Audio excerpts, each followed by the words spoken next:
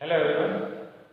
बेटा हमारा lecture number 5 चल रहा है सरफेस केमिस्ट्री का, और लेक्चर 5 का पार्ट 3 करेंगे, जिसके अंदर some important terms related to colloidal solution. Colloidal solution से रिलेटेड कुछ वर्ड्स हैं, कुछ टर्म्स हैं जो इम्पोर्टेंट हैं, उनको आज हम डिस्कस करेंगे। दिस टर्म्स आर, उनमें पहला नंबर आता है इलेक्ट्रोकाइनेटिक,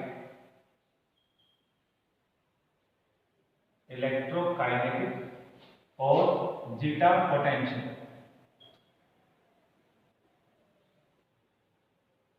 जो सेकंड पार्ट था, लेक्चर 5 का जो सेकंड पार्ट था, उसके अंदर हमने डिस्कस किया था how the charge originates on the colloidal particles.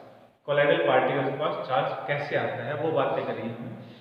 उसी पॉइंट को कंटिन्यू करते हुए आगे की तरफ में हमारे पास टॉपिक है इलेक्ट्रोकाइनेटिक और जीटा पोटेंशियल। तो yesterday we have observed that out of so many type of charges present in the solution, one charge is preferentially absorbed by the colloidal particles. For example, suppose solution and these are the colloidal particles. When electrolyte is added to it, जब हमने इसके अंदर कोई electrolyte add किया, we have used electrolyte.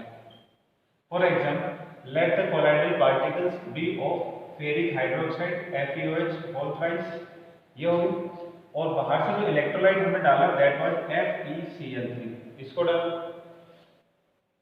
ये particle जो हम दिखा रहे हैं they are colloidal particle, enlarge करके दिखा रहे हैं, इसको बड़ा करके दिखा रहे हैं।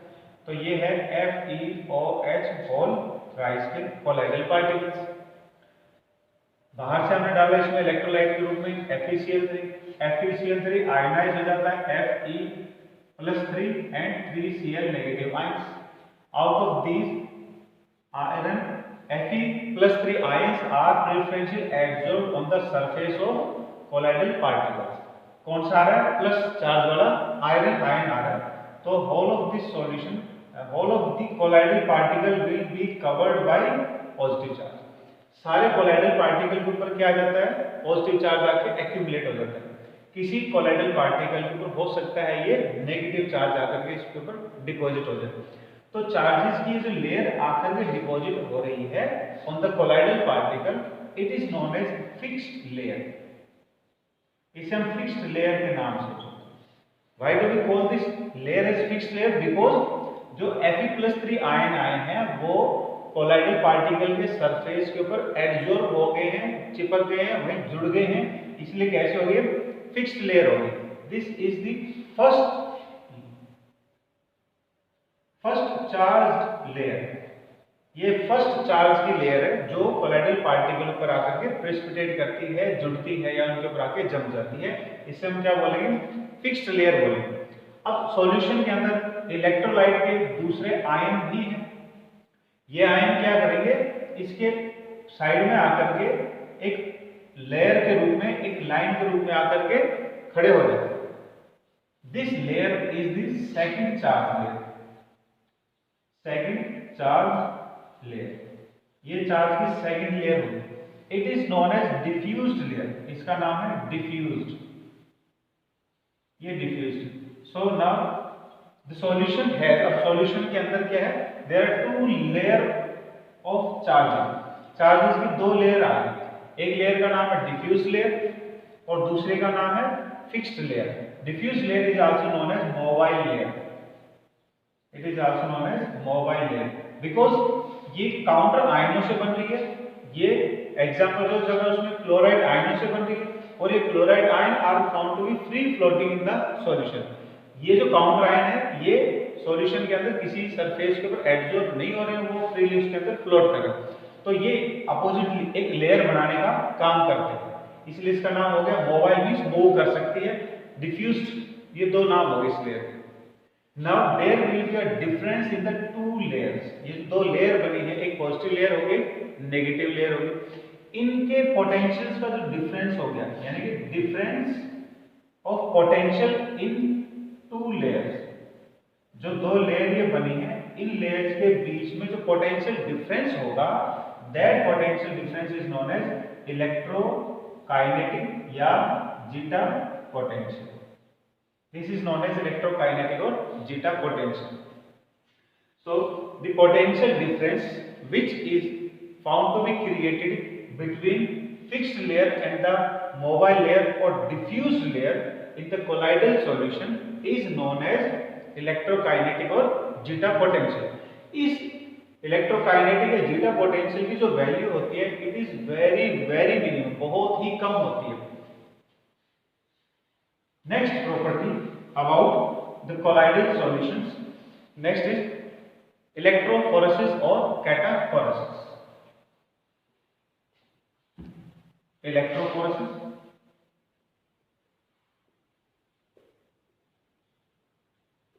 or cataphoresis.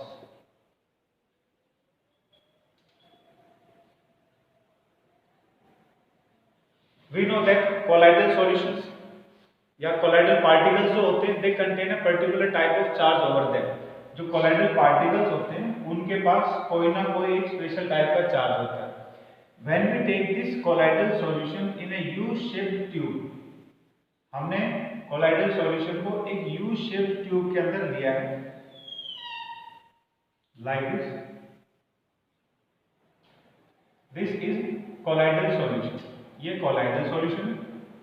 These are the particles dot हैं, they are the particles representing colloidal or solute particles. This is colloidal solution और ये डॉट जो है they represent colloidal particles। इस U shaped ट्यूब के अंदर हमने इलेक्ट्रोड्स को लगा दिया। We have connected this U shaped tube with electrodes।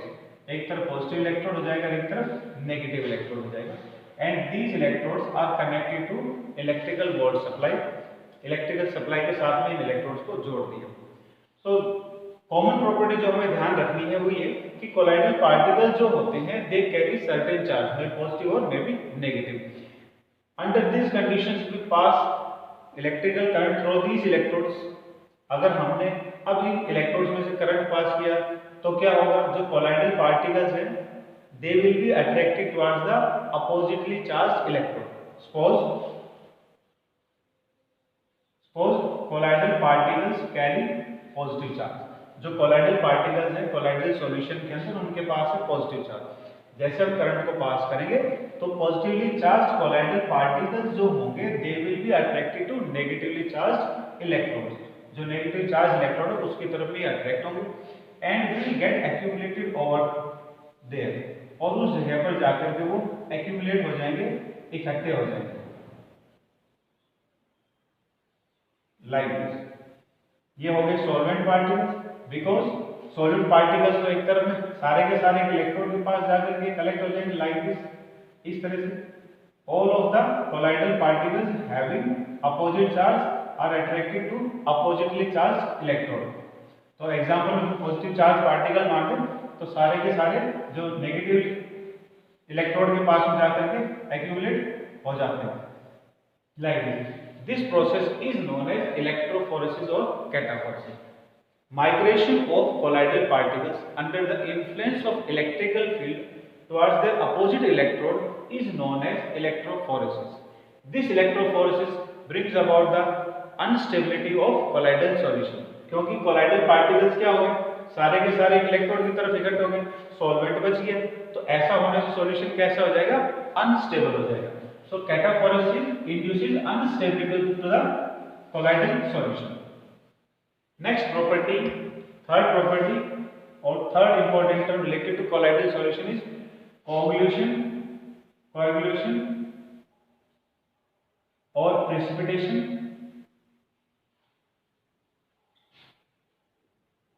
or flocculation। ये तीन टर्म्स हैं, तीनों टर्म्स का एक ही मतलब है, कोगुलेशन, फ्लोकुलेशन और precipitation. What is in this process?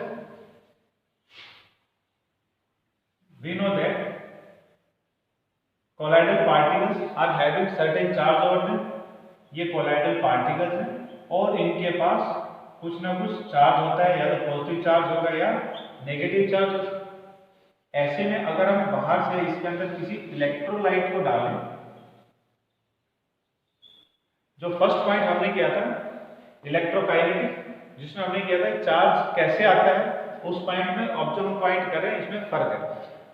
Charge जब आता है तो चार्ज बढ़ाने के लिए, कोलाइडल पार्टिकल चार्ज बढ़ाने के लिए प्रेफरेंशियल एब्जॉर्प्शन का काम होता है। और अब जो हम कर रहे हैं इसके अंदर ये जो पार्टिकल्स है colloidal particles, they are already charged. तो अब हम इन पार्टिकल्स के ऊपर चार्ज कैसे आता है वो नहीं कर रहे हैं, but these particles are already having charge over them which makes the colloidal solution stable.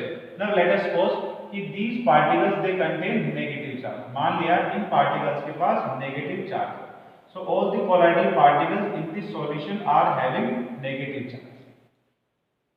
अब हमने बाहर से इसमें कोई इलेक्ट्रोलाइट ऐड कर दिया। जो इलेक्ट्रोलाइट हम ऐड कर रहे हैं, let it be A positive and B negative type of electrolyte. Electrolyte जब हम कह रहे हैं तो पक्की बात उसमें नेगेटिव आयन भी होंगे और पॉजिटिव आयन भी होंगे। तो ऐसे जो हम इलेक्ट्रोलाइट को इस सॉल्यूशन के अंदर ऐड करेंगे तो कोलाइडल पार्टिकल्स क्या करेंगे, जो इनके अपोजिटली चार्ज्ड आयन होंगे इलेक्ट्रोलाइट को, उनको ये अट्रैक्ट करेंगे फॉर न्यूट्रलाइजेशन प्रोसेस, ताकि उनका जो चार्ज वो न्यूट्रल हो जाए। तो जो कोलाइडल पार्टिकल्स हैं उनके पास कैसा चार्ज मान लिया, नेगेटिव चार्ज, और इलेक्ट्रोलाइट जो हमने डाला है वो दो चार्जेस को बनाएंगे, दो आयंस को बनाएंगे, ए पॉजिटिव एंड बी नेगेटिव। तो ये अपोजिटली चार्ज आयन को, इलेक्ट्रोलाइट के अपोजिटली चार्ज आयन को अपने सरफेस पर अट्रैक्ट करेंगे, और जैसे अट्रैक्ट करेंगे तो ये आकर के इनके चार्जेस को न्यूट्रलाइज कर देंगे। यानी कि जो कोलाइडल पार्टिकल्स हैं by introduction of electrolyte to the solution gets neutralized, उनका चार्ज खत्म हो जाता है। जो चार्ज इन कोलाइडल पार्टिकल्स के पास था, that was the reason for the stability of colloidal solution. उसी चार्ज के कारण से एक दूसरे को रिपेल करते थे, और रिपल्शन के कारण सॉल्यूशन बना रहता था। लेकिन इलेक्ट्रोलाइट के पार्टिकल्स ने क्या किया, उनके इस चार्ज को न्यूट्रलाइज कर दिया, जिससे these colloidal particles are now change to neutral form. अब इनका चार्ज खत्म हो गया, और जैसे इनसे चार्ज खत्म होगा तो इनके बीच की जो रिपल्शन है वो बंद हो जाएगी, और रिपल्शन बंद हो गई, they will start accumulating with each other, एक दूसरे के साथ जुड़ना शुरू कर देंगे। इस कंडीशन को हम ऐसे करके रिप्रेजेंट कर सकते हैं, जो colloidal particles, because their charge is neutralized by adding electrolyte, charge is not over with them, तो ये colloidal particles will come close to each other, ये एक दूसरे के नजदीक आएंगे, एंड विल स्टार्ट प्रेसिपिटेटिंग, और नीचे की तरफ जाकर के जमना शुरू कर। This process is known as coagulation, precipitation और फ्लोकुलेशन। सो क्या हुआ कोगुलेशन में, the process of aggregating of the colloidal particles, the process of aggregating, the process of aggregating of colloidal particles by addition of electrolyte to colloidal solution। दोबारा से, the process of aggregating of colloidal particles, colloidal particles का aggregate करना, जुड़ना आपस में, so as to change them to large sized particles। छोटे छोटे particles जब जुड़ेंगे तो क्या होंगे, बड़ी साइज के अंदर आ जाएंगे, और बड़ी साइज के अंदर आएंगे तो फिर नीचे की तरफ प्रेसिपिटेट कर जाएंगे। the process of aggregating of colloidal particles by addition of electrolyte to it, so that colloidal particles are changed to large sized particles and starts accumulating or starts depositing in the solution, is known as coagulation, precipitation or flocculation। Next word related to this is coagulation value or precipitation value or flocculation value। तो जो value word है वो, ये value word in तीनों ही terms के साथ जोड़ दिया गया, कोगुलेशन वैल्यू, प्रेसिपिटेशन वैल्यू और flocculation value. What is this, ये है क्या, इट रिप्रेजेंट्स, ये दिखाता है, it represents the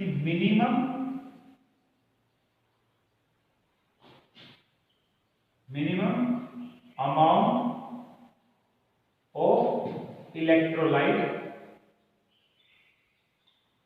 in milligrams. जो इलेक्ट्रोलाइट हमने डाला था जिसके कारण से कोगुलेशन का काम हुआ है, ये इलेक्ट्रोलाइट हमने इसमें डाला था, तो इसके कारण जो कोगुलेशन का काम हुआ है उसकी वैल्यू मिलीग्राम से है, इसकी value in milligrams, which is sufficient to bring about the coagulation in 1 liter of the colloidal solution। 1 litre का जो colloidal solution है, colloidal solution 1 लीटर की colloidal solution के अंदर कंप्लीट कोगुलेशन का काम करने के लिए, प्रेसिपिटेशन का काम करने के लिए इलेक्ट्रोलाइट की जो कम से कम अमाउंट लगेगी, that minimum value is known as coagulation value, precipitation value और flocculation value. Next related words are flocculating ions, precipitating ions और coagulation ions। तो आयन वर्ड इस बार जोड़ दी हमने इनके साथ। अगर डिफरेंसेस देखें इनके अंदर तो क्या डिफरेंस है, ये क्या है, इट इज ए प्रोसेस। किसकी प्रोसेस है, कोलाइडल पार्टिकल्स के सेटल, कोलाइडल पार्टिकल्स के नीचे बैठने की प्रोसेस है इलेक्ट्रोलाइट के कारण से। इलेक्ट्रोलाइट की जो वैल्यू हमने डाली है, इलेक्ट्रोलाइट की जो अमाउंट सॉल्यूशन में डाली है ताकि कोगुलेशन का पूरा काम हो जाए, उसका नाम हो गया कोगुलेशन वैल्यू। और फ्लोकुलेटिंग आयंस या प्रेसिपिटेटिंग आयंस या कोगुलेटिंग आयंस उन आयनों को बोलते हैं जिनके कारण से कोगुलेशन का काम हो रहा है, जिनके कारण न्यूट्रलाइजेशन का काम हो रहा है। और वो कौन सी इस एग्जांपल में, ए पॉजिटिव जिसको हम कह रहे हैं, ये क्या हो जाएंगे, are known as coagulating ions या फ्लोकुलेटिंग आयन और is known as precipitating ion, ये इनका। So there is little differences in the words used. Next is Hardy-Selzer rule।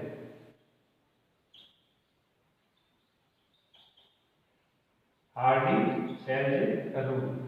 What is this Hardy-Selzer rule? Coagulation की जो process हो रही है, इस कोगुलेशन की प्रोसेस को एक्सप्लेन करने के लिए हार्डी-सेल्ज़र ने रूल बनाया है। And this rule has 2 points। इस रूल के अंदर 2 पॉइंट है, and the 2 points are those ions which are responsible for flocculation or precipitation of colloidal solution or colloidal particle are known as flocculating ion या coagulating ion या precipitating ion। Those ions, ion word जरूर रहेगा इसके अंदर क्योंकि ion ही इस काम को कर सकते हैं।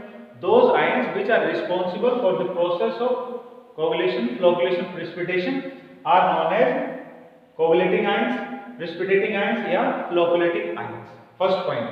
Second point है greater the valency of the coagulating ions, greater the valency of coagulating ions, greater will be the power या कोगुलेटिंग पावर, उतनी ही कोगुलेटिंग पावर ज्यादा होगी उसमें। फॉर एग्जांपल, अब एक एग्जांपल से हम इस पॉइंट को क्लियर करें। For example we have a colloid negatively charged colloidal solution of arsenious sulphide AS2S3। ये किसका कैसे चार्ज का कोलाइडल सॉल्यूशन है, नेगेटिव चार्ज का कोलाइडल सॉल्यूशन है। इस नेगेटिवली चार्ज कोलाइडल सॉल्यूशन को प्रेसिपिटेट करने के लिए, सपोज ये सॉल्यूशन है, अभी तक हम सॉल्यूशन यहाँ सॉल्यूशन था, ये नेगेटिव चार्ज ग्रुप में मान के चलते, तो अब ये जो कोलाइडल पार्टिकल्स है इनको हमने किसका मान लिया, AS2S3। So these are the negatively charge colloidal particles of arsenious sulphide. ये आर्सेनियस सल्फाइड के कोलाइडल पार्टिकल्स हैं। अब इनको प्रेसिपिटेट करने के लिए हमारे को पॉजिटिवली चार्ज्ड आयंस की जरूरत पड़ेगी। और पॉजिटिवली चार्ज्ड आयंस जो हैं, let the positively charged ions be of NaCl। अब मान लो हमने सॉल्यूशन के अंदर इलेक्ट्रोलाइट के रूप में हमने किसको डाला, in the form of electrolyte we are writing NaCl। NaCl दो पार्ट में आयनाइज हो जाएगा, Na पॉजिटिव और Cl नेगेटिव के अंदर। तो इनमें से positive ions will be attracted by the arsenious sulphide particles over their surface to get neutralise होते आर्सेनियस सल्फाइड के पार्टिकल्स ग्रुप बनाना शुरू कर देंगे, एग्रीगेशन का काम शुरू करेंगे और एग्रीगेशन होते हुए नीचे की तरफ बैठना शुरू कर देंगे।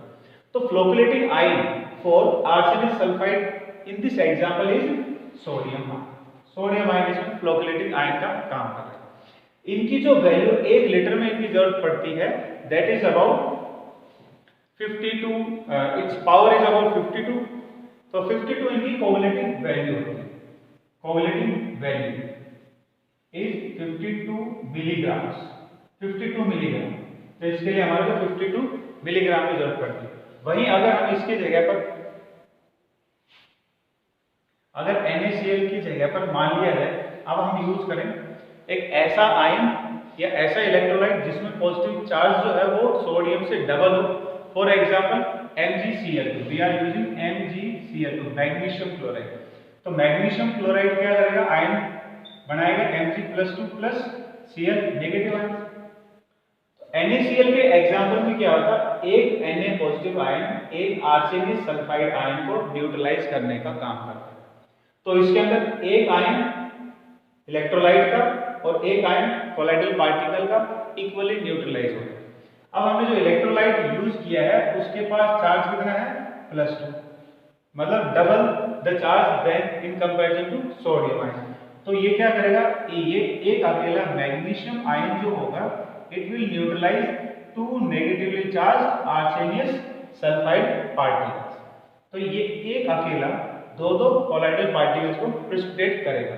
तो सीधी सी बात है, इसकी जो वैल्यू होगी, कोरिलेशन वैल्यू जो होगी इसकी, वो कैसी होगी, सोडियम से कम होगी and the value is 0.72 milligram.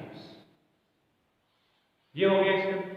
ऐसे अब हम बात करते हैं, अगर इससे ज्यादा चार्ज वाले किसी इलेक्ट्रोलाइट को इसमें डाल दें एंड लेट्स द एग्जांपल भी, अब हम एग्जांपल मान लेते हैं, मान लो हमने डाला इसमें एल्युमिनियम ट्राइक्लोराइड और aluminium chloride AlCl3, next is AlCl। अब इसको जब हम सॉल्यूशन डालेंगे तो इसमें आयंस बनेंगे Al+3 एंड 3Cl नेगेटिव। तो आर्सेनिक सल्फाइड के जो पार्टिकल है now will be neutralized by aluminium ions. अब एक एल्युमिनियम आयन के ऊपर तो चार्ज है +3, तो ये क्या करेगा, एक aluminium ion 3 negatively charge arsenic particle को एक साथ एक बार में न्यूट्रलाइज करेगा। तो ये एक अकेला आयन ही इनके 3 आयंस को कोवलेट करने का काम कर रहा है। तो इसकी वैल्यू क्या होगी, और कम लगेगी। Coagulating value for aluminium trichloride is 0.092, इसकी वैल्यू और भी कम होगी। तो जो सेकंड पॉइंट है वही ग्रेटर द वैलेंसी, जितनी ज्यादा charge, greater the valency, valency means charge, greater the valency और charge over the colloidal ions greater will be the power. तो देखो वैल्यू कम होती जा रही है और काम ज्यादा होता जा रहा है। इसमें वैल्यू चल रही थी 52 ग्राम, काम वही हो रहा था, लेकिन इसमें वैल्यू कितनी हो रही है, 0.052 मिलीग्राम, इसमें काम बहुत ज्यादा। तो पावर क्या हो रही है, वैल्यू जब कम लगेगी तो पावर ज्यादा होगी, और वैल्यू ज्यादा लग रही होगी तो पावर कम होगी। Greater the valence of the colloidal ions, coagulating ions, greater will be the power, और greater will the flocculating power.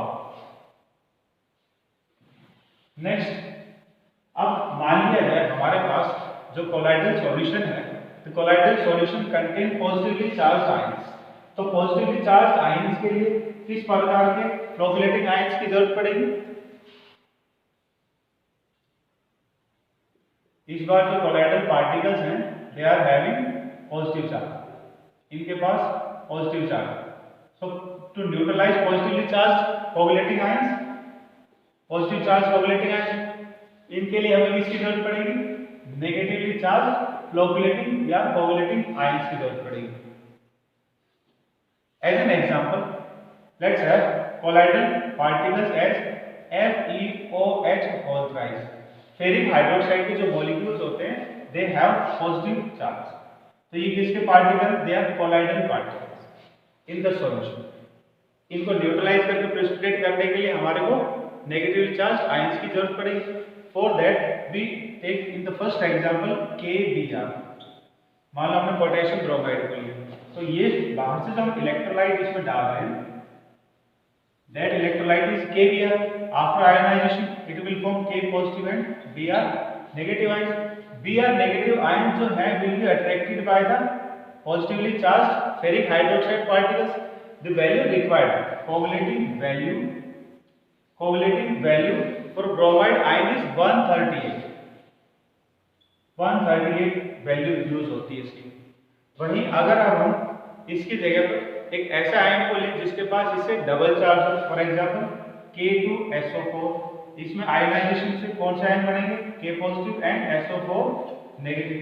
तो कोवलेटिंग आयंस कौन से हैं, ब्रोमाइड आयन है, और इस बार कौन है, सल्फेट आयन। ये एक सल्फेट आयन है, इसके पास दो चार्ज है, तो ये एक अकेला सल्फेट आयन दो फेरिक हाइड्रोक्साइड के पॉजिटिव आयंस को न्यूट्रलाइज करके प्रेसिपिटेट करने का काम करेगा। तो ये अकेला दो को अगर न्यूट्रलाइज कर रहा है, प्रेसिपिटेट कर रहा है, तो इसकी वैल्यू क्या हो जाएगी, कम हो जाएगी, and the value is about coagulating value is 0.21 milligram. इसके लिए 0.21 मिलीग्राम। वहीं अगर आप हम मान लें कि हमारे पास में ऐसा इलेक्ट्रोलाइट हो जिसमें नेगेटिव चार्ज आयन के ऊपर इससे भी ज्यादा हो, यानी कि 3 नेगेटिव चार्ज हो, for example Na3PO4 sodium phosphate या K3PO4, तो इसमें जो आयन्स बनेंगे दे विल बी Na लिया है तो Na कर देते हैं +3 प्लस PO4 3 नेगेटिव। अब देखो ये जो फॉस्फेट आयन है, इस फॉस्फेट आयन के पास क्या अकेले के पास 3 नेगेटिव चार्ज है, तो ये एक अकेला क्या करेगा, 3 फेरिक हाइड्रोक्साइड आयंस को न्यूट्रलाइज करेगा और उनको प्रेसिपिटेट करने का काम करेगा। इसकी जो कोगुलेटिंग वैल्यू है वो क्या होगी, इसकी जो वैल्यू लगेगी वो क्या होगी, और भी कम हो जाएगी, एंड इज 0.096 मिलीग्राम। तो ये क्या थे इसके अंदर, दे आर कोगुलेटिंग आयंस और फ्लोकुलेटिंग आयंस और precipitating ions. Greater the charge, जितना ज्यादा चार्ज होता जाएगा greater will be the power और less with the coagulating value. Charge जितना ज्यादा होगा वैल्यू उतनी ही कम होती चली जाएगी और पावर उतनी ज्यादा इनकी इंक्रीज हो जाएगी, बढ़ती चली जाएगी।